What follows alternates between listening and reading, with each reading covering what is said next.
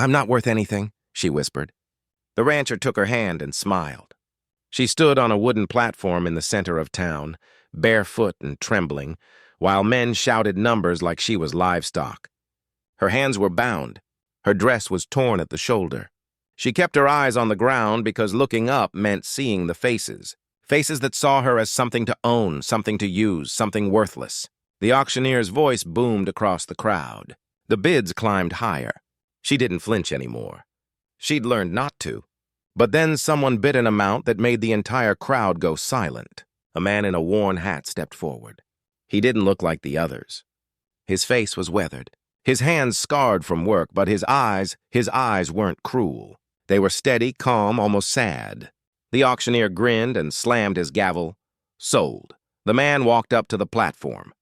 She expected him to grab her arm, drag her away like the others had done before, but he didn't. He stood there just below her and extended his hand, not to pull, but to offer. She stared at him. And for the first time in months, she didn't know what to do. Because men like him didn't exist. Not in her world. Not anymore. But why was he smiling? The platform beneath her feet was rough, uneven. Splinters pressed into her bare soles, but she barely felt them anymore. Pain had become a language she understood too well. A constant whisper that told her she was still alive, even when she wished she weren't. The sun beat down without mercy. Sweat traced lines through the dust on her face. Her wrists ached where the rope cut into skin already raw from weeks of the same restraint. She kept her head down, eyes fixed on the wooden boards, counting the knots in the grain because looking up meant seeing them.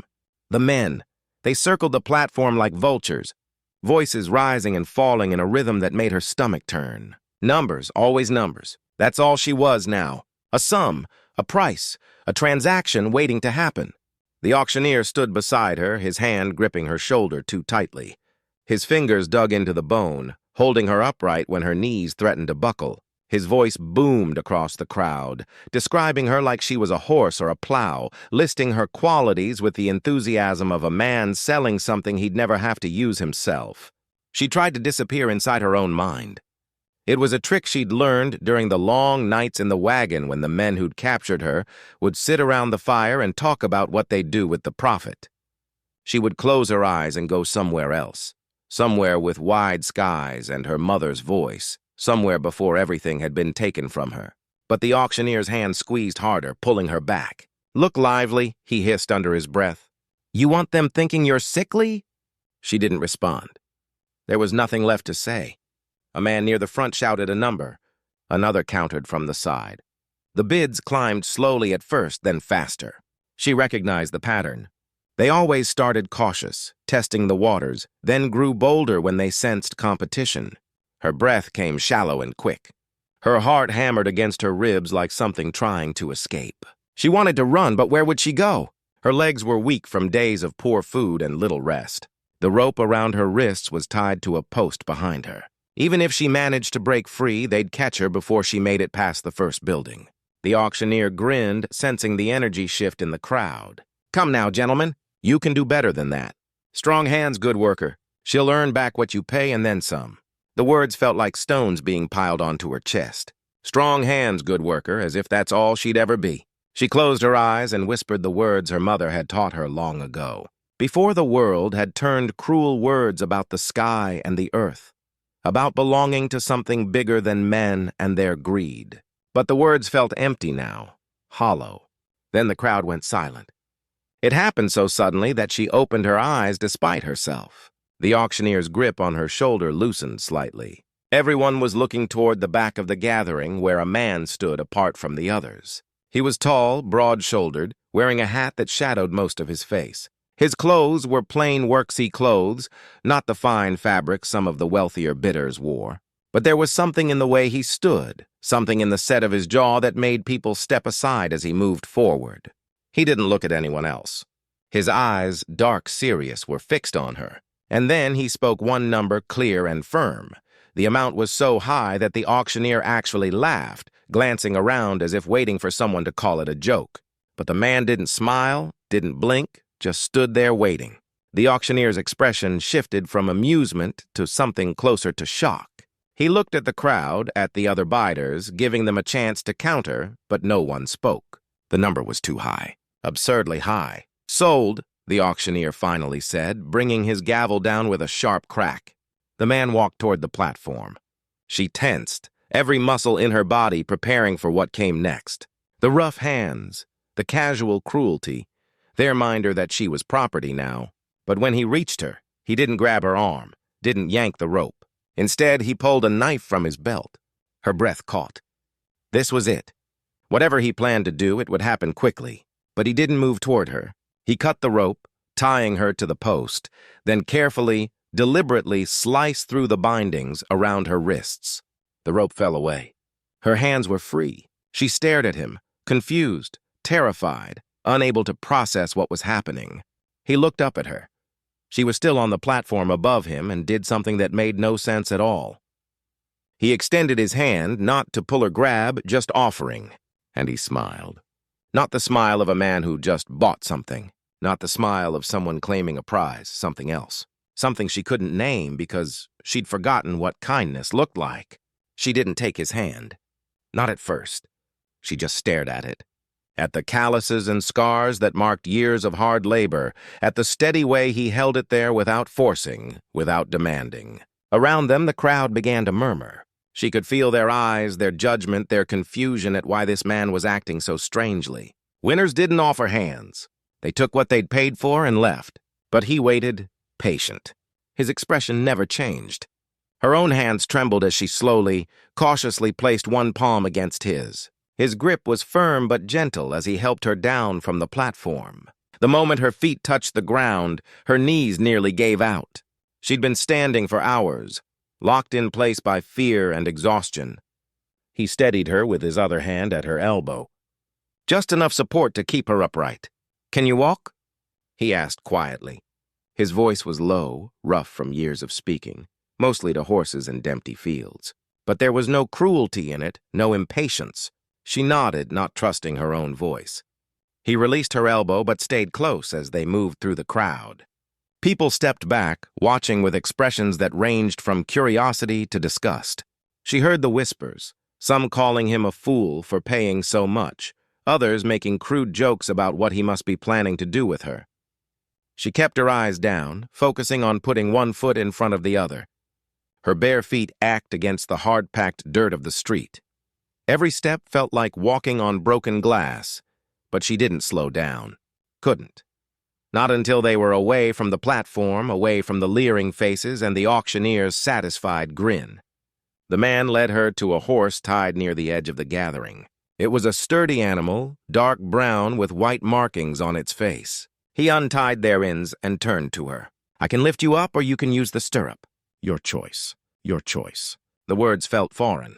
When was the last time anyone had given her a choice about anything? She looked at the horse, then at the stirrup hanging at her eye level. Her legs were shaking, but she forced herself to grip the saddle and pull herself up. It took 3 tries, her muscles weak and uncooperative, but she managed. Some part of her needed to do it herself, needed to prove she wasn't completely broken. He mounted behind her, his movements efficient and practiced. She tensed immediately, every instinct screaming that this was when it would happen, when he'd show his true intentions, when the kindness would evaporate and reveal the monster underneath.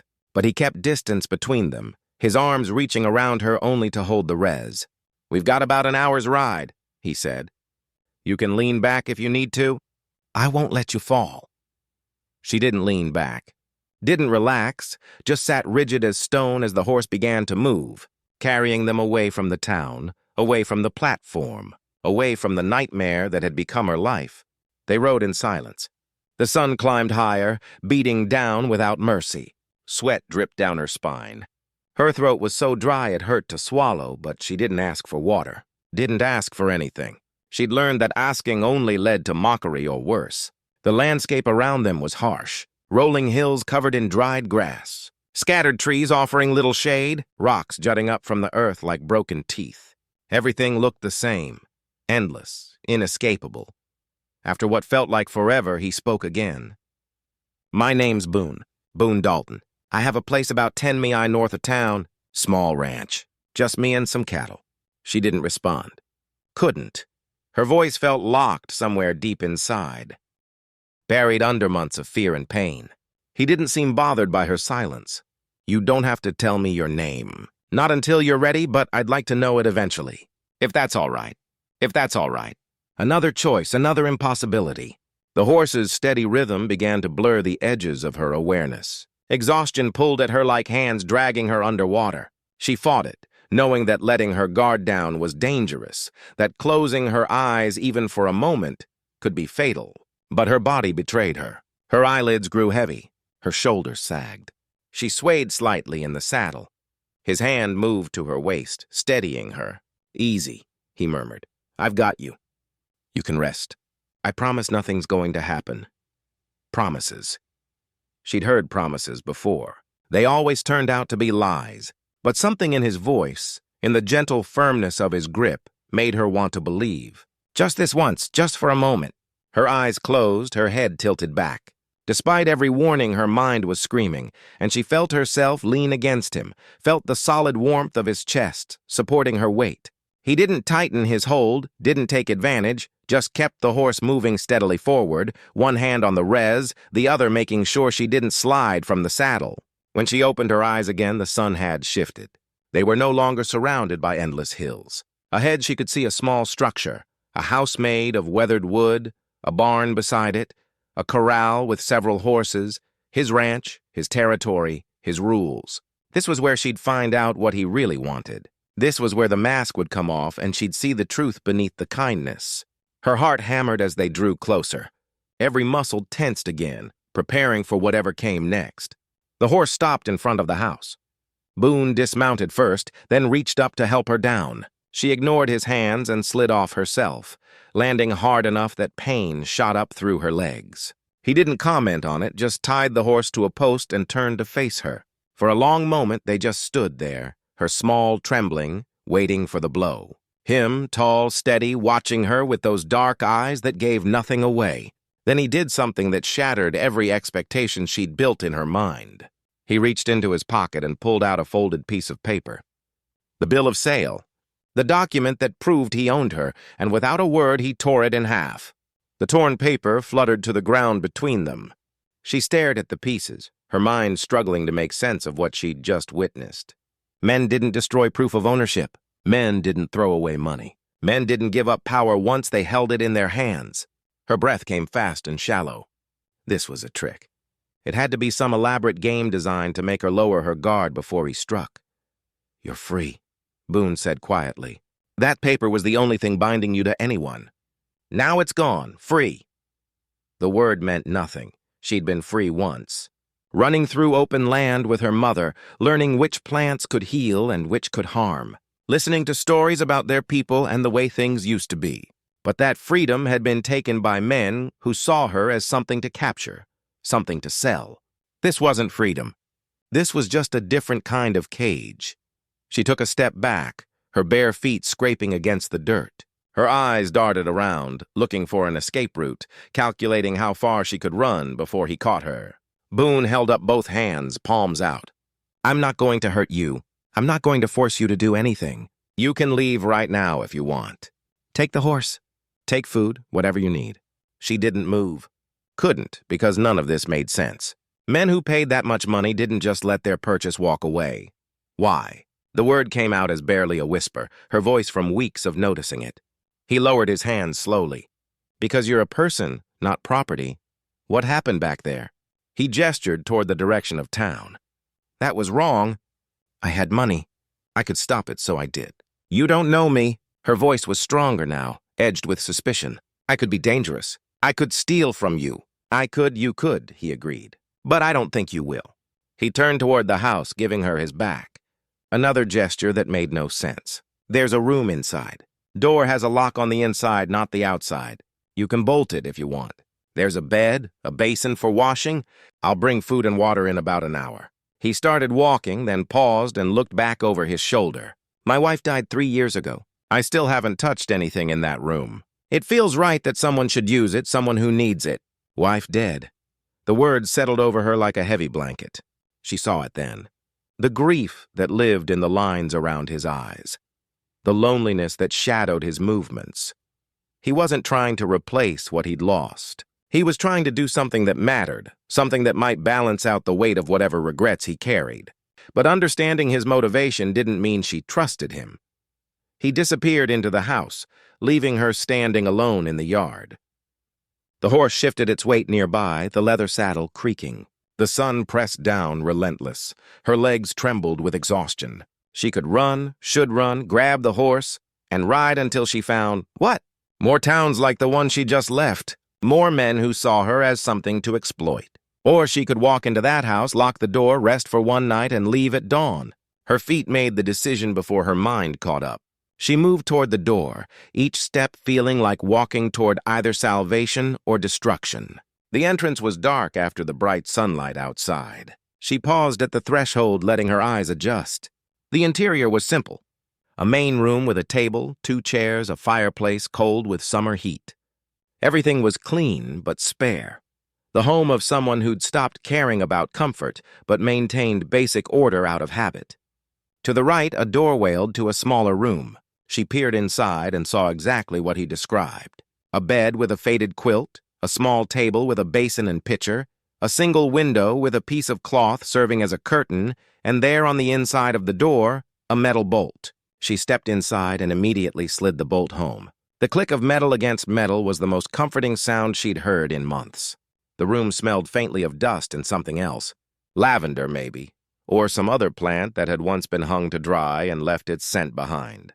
She moved to the bed and sat down carefully, half expecting it to collapse beneath her. It held. The mattress was thin but clean. The quilt was soft under her fingers. She pulled her knees to her chest and wrapped her arms around them, making herself as small as possible. This was temporary. She'd rest tonight, gather strength, and leave before he changed his mind about whatever game he was playing. Through the door, she heard him moving around in the other room.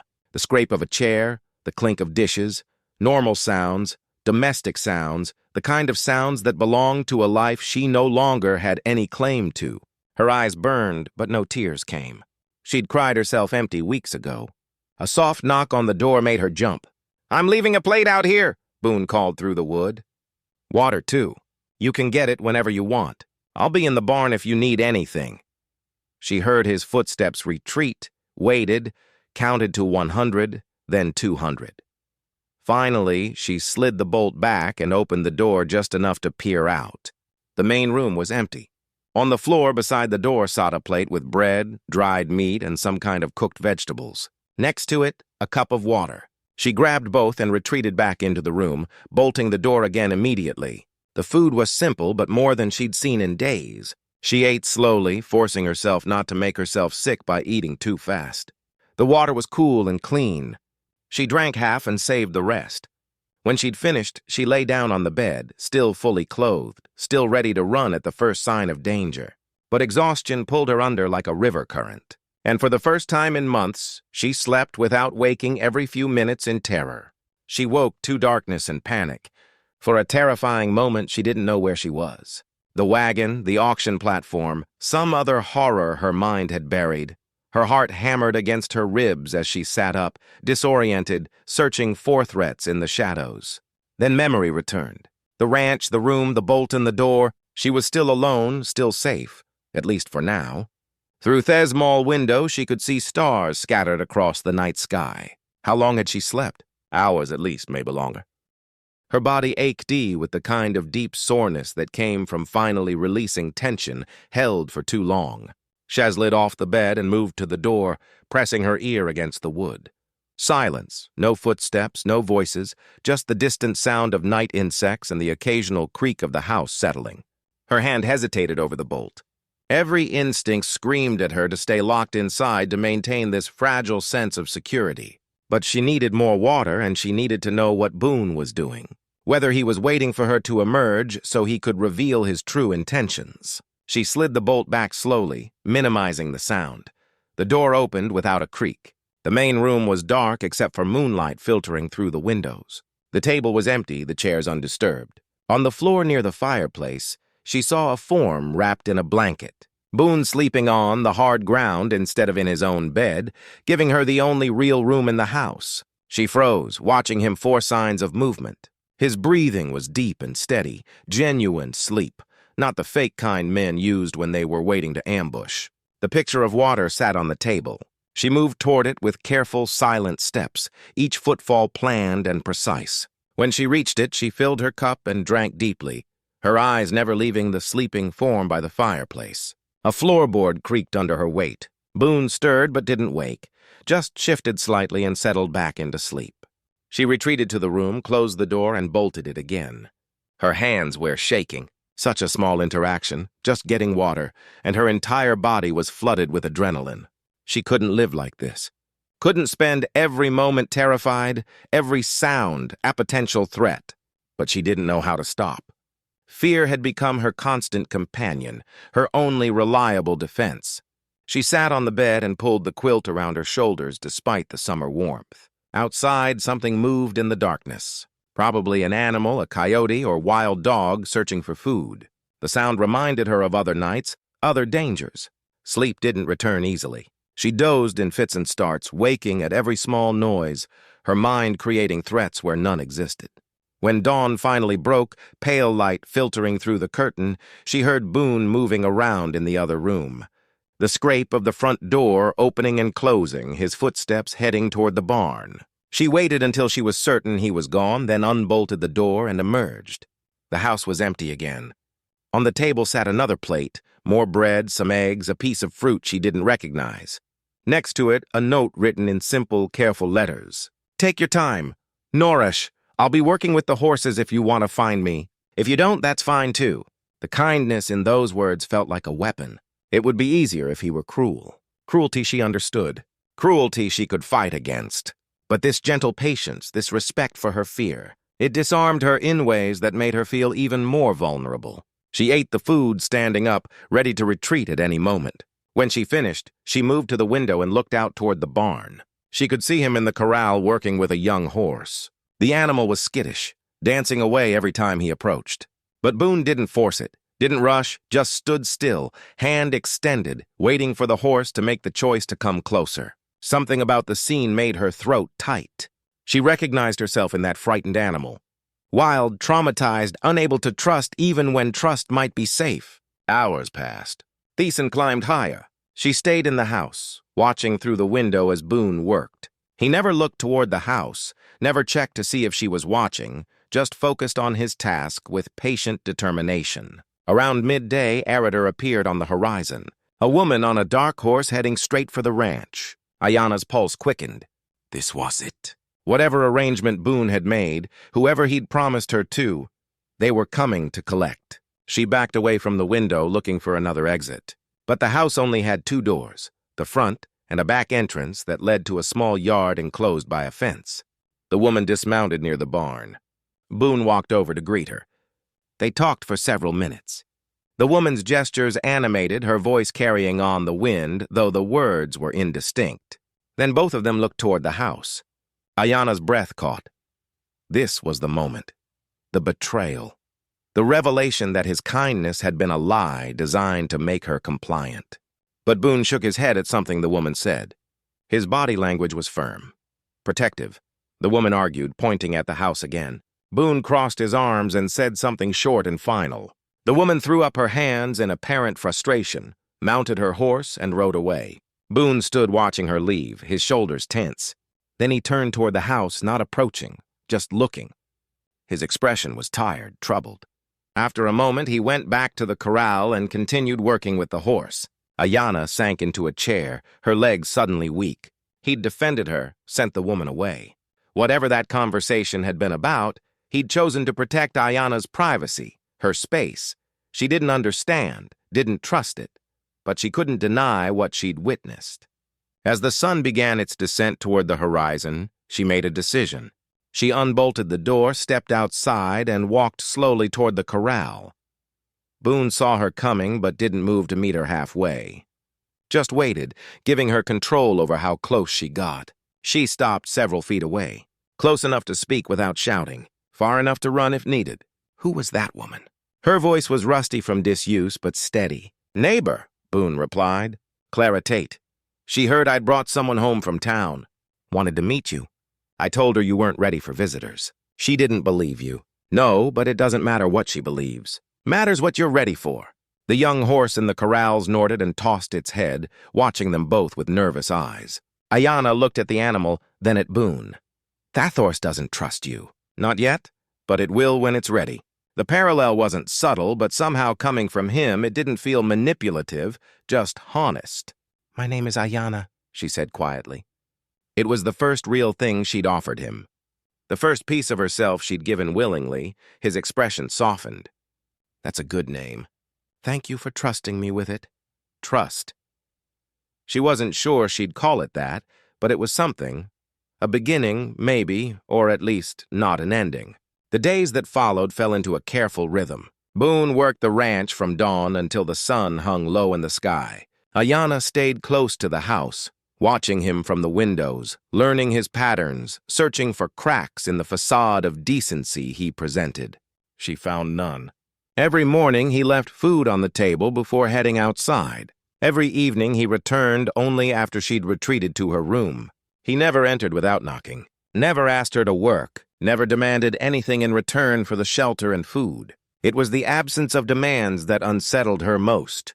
She'd been taught through brutal experience that men always wanted something. Always.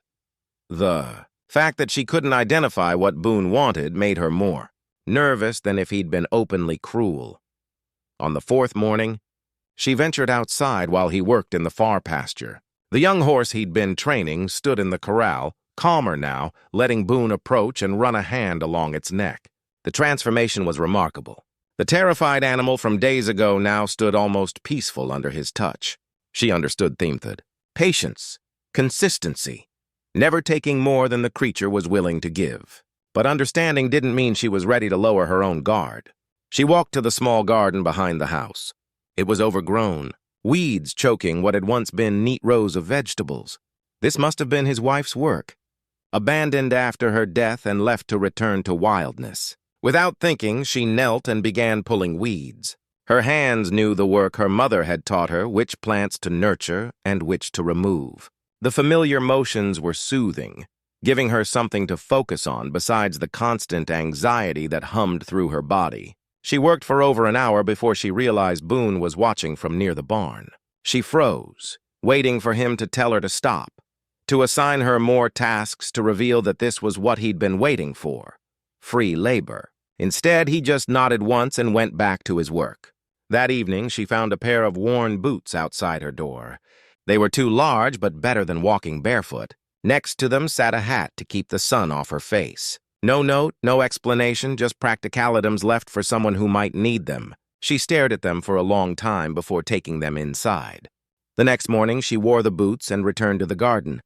The work felt good, purposeful without being forced. She cleared more weeds, identified plants that could be saved, began to imagine what the garden might look like if properly tended. Boone passed by once, carrying a bucket of water for the horses. He paused. Garden looks better already. She didn't respond, just kept working. But something in her chest loosened slightly at the simple acknowledgement. Days blurred together. She expanded her territory bit by bit. The garden, the area around the house, eventually the barn when Boone wasn't inside. She found evidence of his solitary life everywhere. Tools kept in perfect order. Tack maintained with careful attention. Everything functional but joyless. The work of a man who'd lost his reason to care about anything beyond basic survival. One afternoon, while Boone was checking the fence line in the north pasture, Clara Tate returned. Ayanna saw her coming from the garden and immediately moved toward the house, her heart racing. But Clara didn't ride to the house. She stopped at the edge of the property and called out, I know you're here. I'm not trying to scare you. I just want to talk. Ayanna stayed silent, hidden behind the corner of the house. Clara sighed. Boone's a good man. Best man I know, actually. Butha's stubborn. He won't ask for help even when he needs it, and he won't tell you things you deserve to know. Ayanna's curiosity weared with her caution. She stayed hidden but listened. His wife, Margaret, she died giving birth. Baby didn't make it either. Boone blamed himself. Thought if he'd gotten her to town faster, if he'd done something different, they'd both be alive. He's been punishing himself ever since, living out here alone, refusing to let anyone close. The words settled over Ayanna like cold water. She thought of the empty room, the untouched belongings, the way Boone slept on the floor rather than in his own bed. Grief so profound it had reshaped his entire life. "He paid all that money for you because he couldn't save them," Clara continued. "Because he saw someone suffering and this time he could do something about it. I'm telling you this because I think you should know, not because I expect anything from you, just because you deserve the truth." Clara waited a moment longer, then turned her horse and rode away. Ayanna stood motionless, processing what she'd learned. The pieces fit together now. The gentleness, the patience, the complete lack of expectations. Boone wasn't trying to own her. He was trying to save someone, anyone, because he'd failed to save the people he loved most. That knowledge changed something fundamental. Not trust, not yet, but understanding. And maybe that was the first step towards something else. When Boone returned at sunset, she was sitting on the porch steps.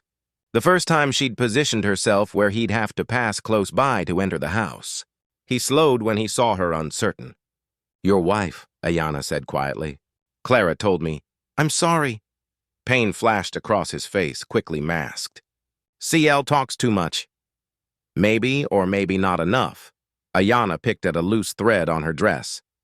"You don't have to save me to make up for losing them. That's not how it works." Boone was silent for a long moment. When he spoke, his voice was rough. "I know, but I can't undo what happened to them. I can only try to do better by the people still here. I'm not her." "I know that too." They sat insolence as the sun disappeared below the horizon. The air cooled. Night insects began their chorus. "I don't know if I can stay," Ayanna finally said. "I don't know if I can trust this. Any of this. That's fair." Boone stood slowly, "But the offer stands. As long as you need no conditions." He moved past her into the house, giving her space. Always giving her space. Ayanna remained on the porch, looking out at the darkening land. For the first time since the nightmare began, she felt something other than fear or despair. She felt possibility, fragile and terrifying, but real. The garden became her sanctuary. Every morning after Boone left for his work, she spent hours among the recovering plants, coaxing life back into soil that had been neglected too long. The physical labor grounded her, gave her purpose beyond simple survival. But the real change came slowly in small moments she barely noticed until they'd already passed. The way she no longer bolted the door every night. The way she started eating meals at the table instead of hiding in her room. The way she could be in the same space as Boone without her entire body tensing in preparation for violence that never came.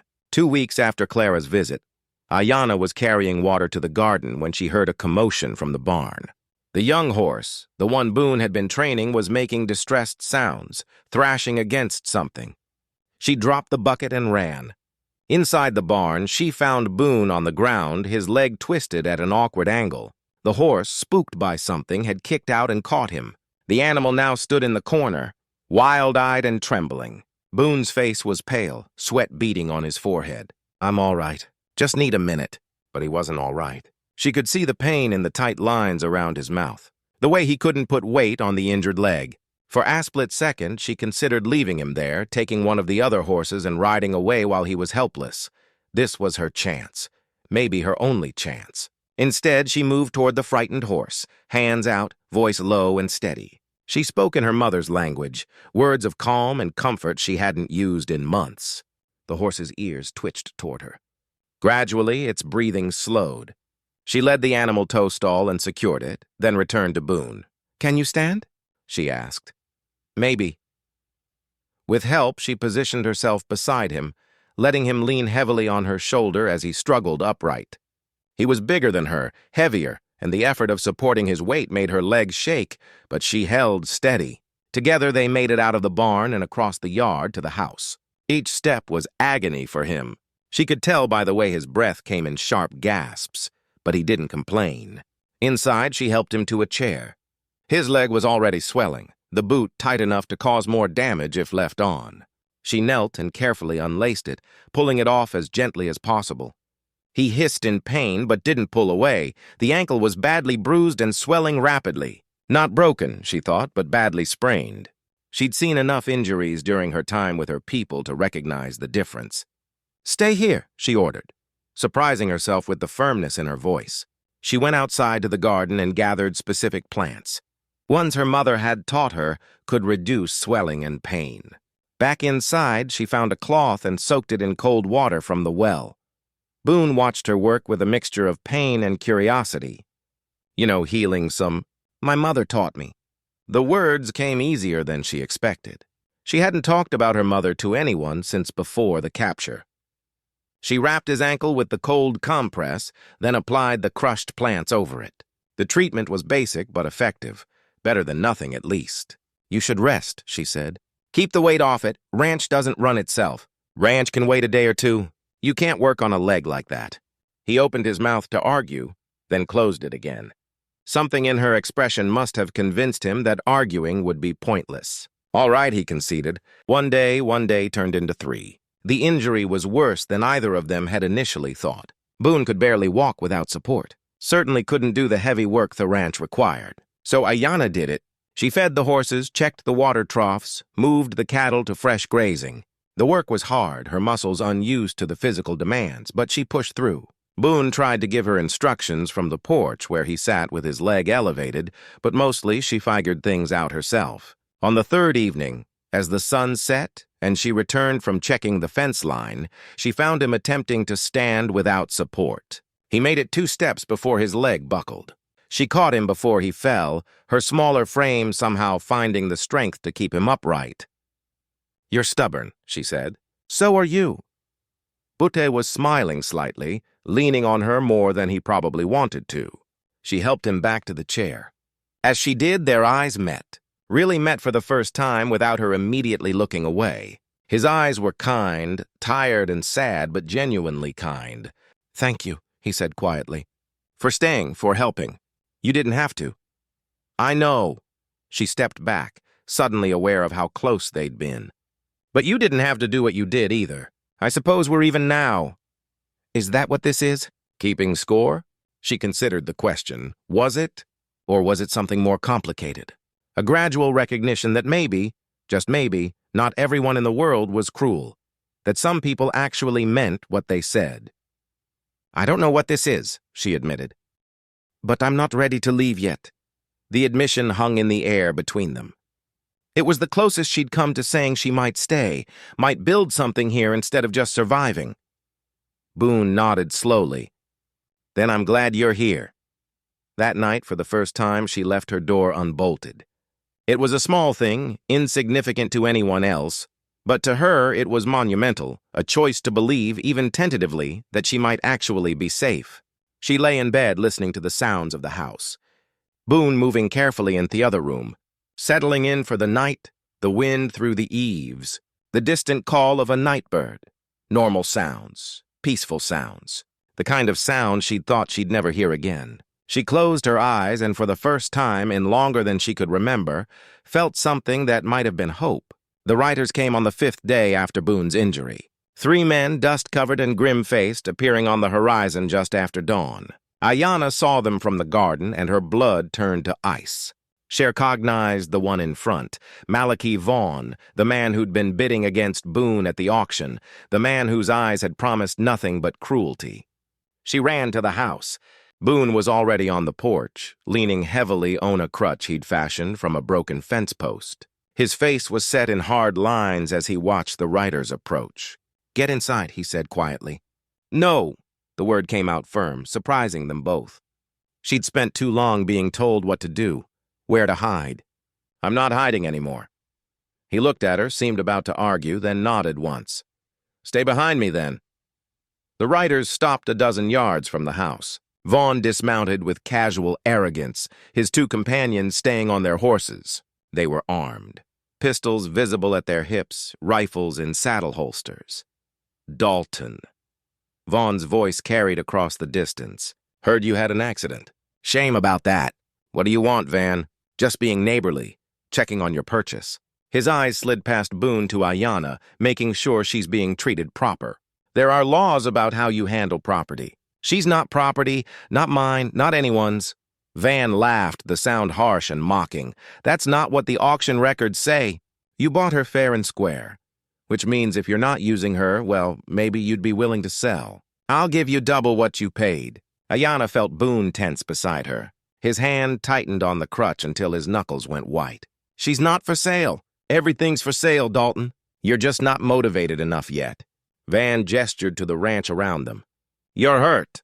Working a place like this alone must be difficult. Add in feeding an extra mouth that doesn't earn its keep. That's just poor business. I don't recall asking for business advice. No, you just made a fool's choice driven by guilt over your dead wife. Van's words were calculated cruelty designed to wound. Everyone knows why you did it, trying to save someone because you couldn't save her. It's pathetic. Ayanna felt rage surge through her veins, hot and sharp. She stepped out from behind Boone.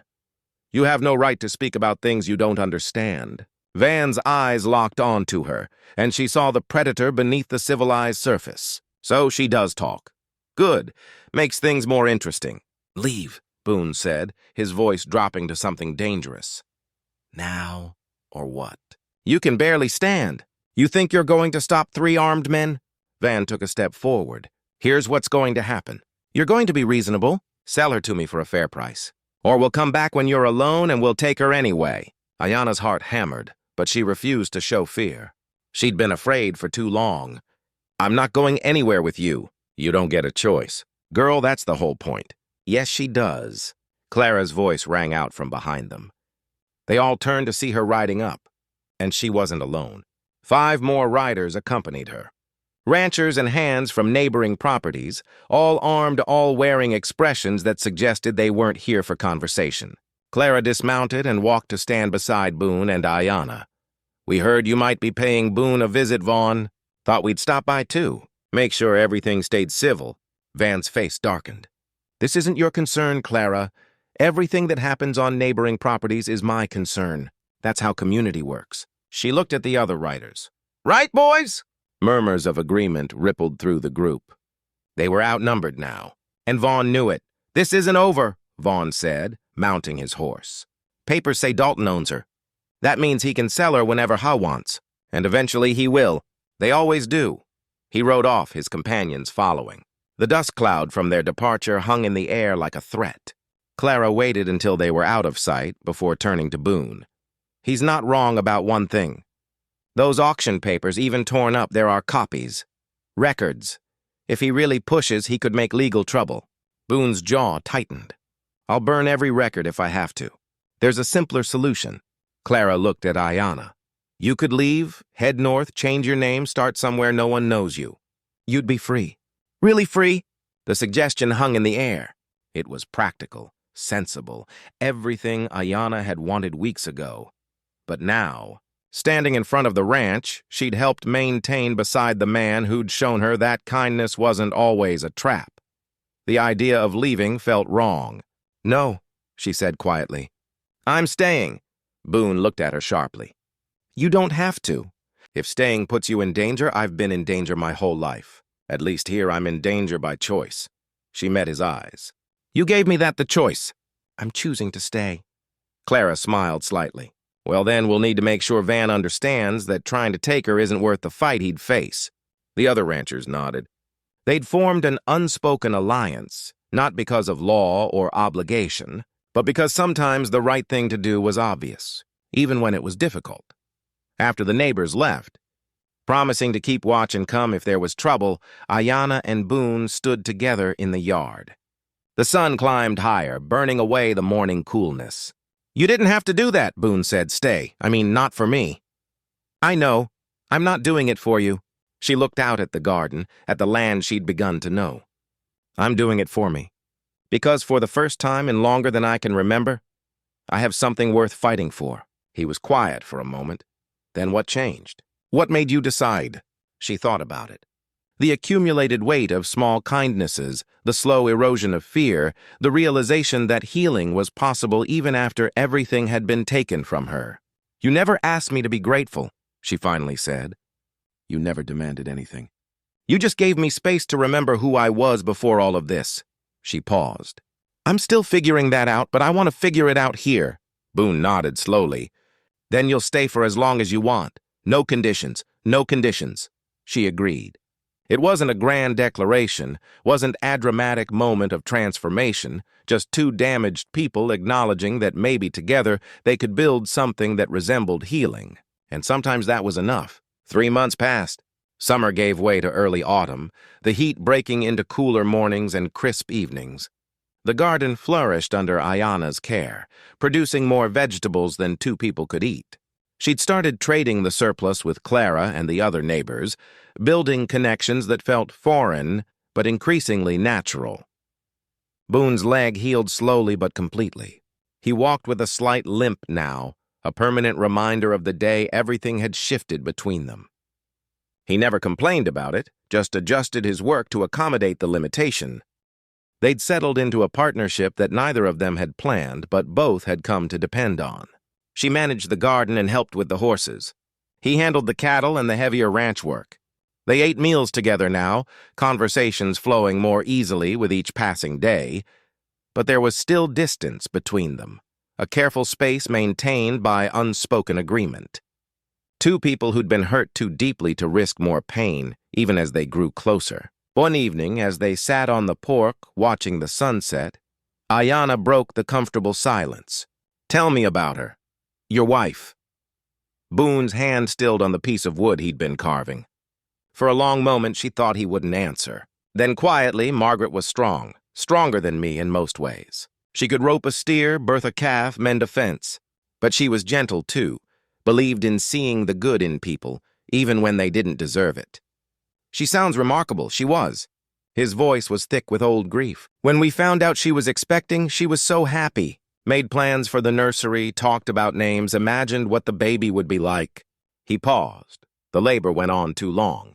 "By the time I realized something was wrong, by the time I got her on a horse to ride for the doctor, it was too late.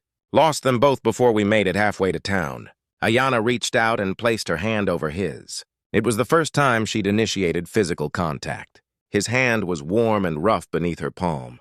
"You couldn't have known," she said gently. "That's what everyone says. Doesn't make it easier to believe." He looked at her, his eyes reflecting years of accumulated guilt. "When I saw you on that platform, I saw someone I could help, someone I could save. I won't pretend it was purely selfless. I needed to prove to myself that I could protect someone. And did you prove it?" "I don't know." "You saved yourself more than I saved you. All I did was give you space to heal. That's not nothing, Boone." She squeezed his hand. "Sometimes space is exactly what someone needs." They sat in silence for a while longer, hands still touching, watching the stars emerge in the darkening sky. "I should tell you about my mother," Ayana said eventually. "About what happened before the auction only if you want to." She did. The words came slowly at first, then faster. The story of her village, of the men who came claiming legal authority to remove them from land her people had lived on for generations. The violence when they resisted her mother's death trying to protect her. The months of captivity afterward passed from one cruel hand to another until she ended up on that platform, broken and convinced she was worthless. Boone listened without interrupting. When she finished, his eyes were wet. "You survived all that," he said hoarsely. "You're stronger than you know." "I didn't feel strong. I felt destroyed. Surviving when you feel destroyed. That's the definition of strength." She leaned her head against his shoulder. "It felt natural, right? I'm not destroyed anymore.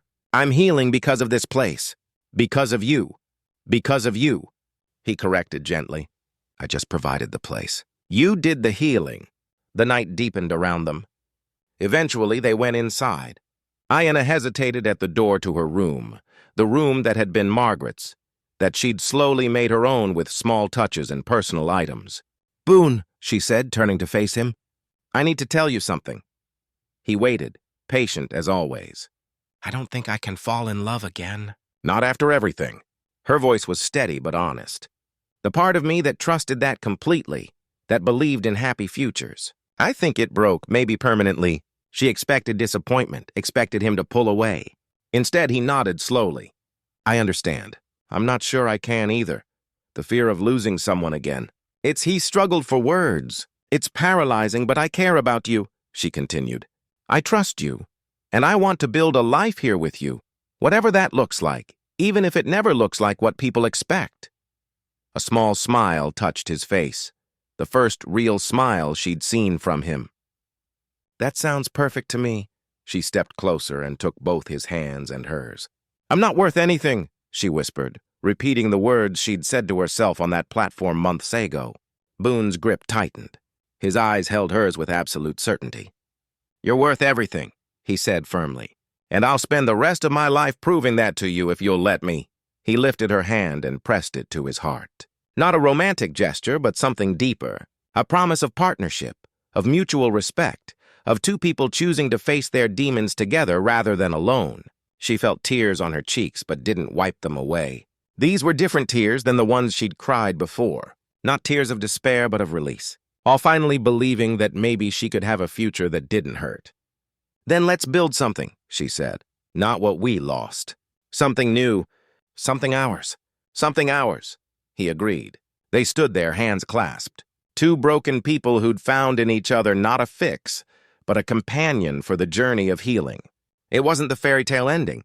It was something better, something real, something earned, something that acknowledged the scars while refusing to be defined by them. Outside, the autumn wind carried the smell of the recovering garden, the sound of horses settling in the barn, the promise of another day of work and slow progress toward peace. Ayanna smiled, a real smile, unforced and genuine.